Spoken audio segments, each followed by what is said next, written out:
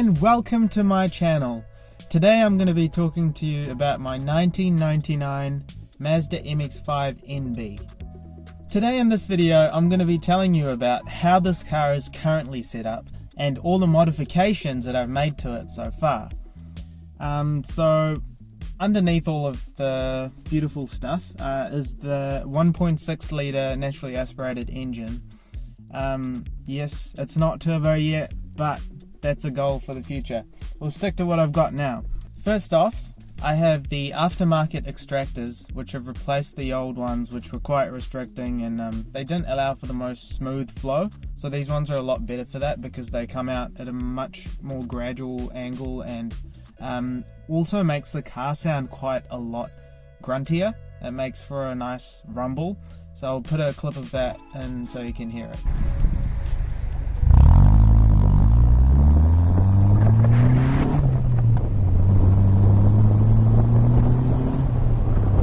The next modification that I'd like to talk about is the ignition coils. The previous owner has actually done this at Mod, but they had replaced the factory ignition coil packs with a split fire one, which I believe for application on V8s. So I don't know why they did that, but they did, and I was actually having a bunch of trouble with it. So in the end, I had to go through a few iterations of trying different coils to solve the issue. So first up, my mechanic, Thompson Automotive, tried putting Audi coils in it, and they were fine for a while, but they weren't 100% perfect because it took a while to start. It would be ticking over and ticking over. It turned out the voltage wasn't enough to start the engine, because the MX5 has the battery in the back, and by the time the current got to the front there was a drop in voltage, and so those coil packs didn't stick around for long. Then they tried using the Toyota Vitz coils, which are a lot better and reliable and also a lot cheaper. So that's what I've got in the car now. I've got Toyota Vitz coils, which I'm not too proud about, but that's okay. It does the trick and it makes the car run smoothly. The next mod that's been done is the air filter delete. So the factory airbox filter has been taken out and replaced with a shorter section of pipe and a pod filter. It makes the car sound a lot better, but other than that I don't think there's any actual evidence to say that it improves power or any other benefit apart from making the car sound better. But that induction noise is quite nice. So here's a clip of the pod filter.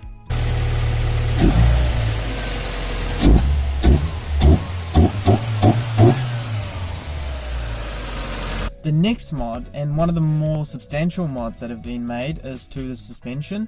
The factory suspension has been replaced with a coilover, and I chose the MCA coilover because my mechanic recommended it, and he's into racing and all that. So it's a good coilover. It's a middle ground. It's meant for street use as well as racing occasionally.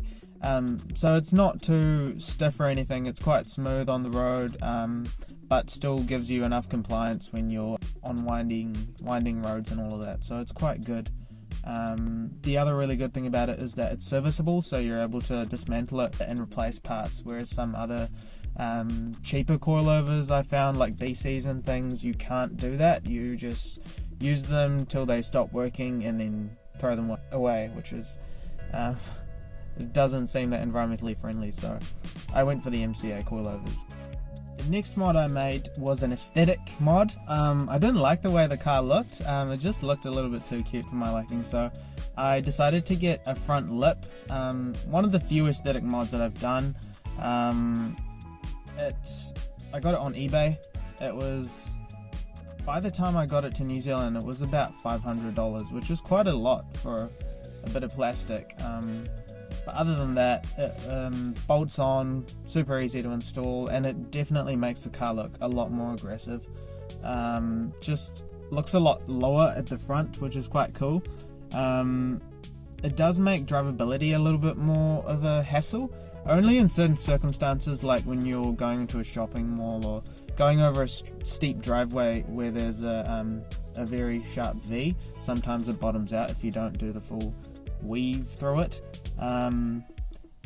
The only other time I've actually hit the ground while driving is on a winding road, where there was a big bottom out, and the car must have got low enough because the front lip touched the ground going about 100k.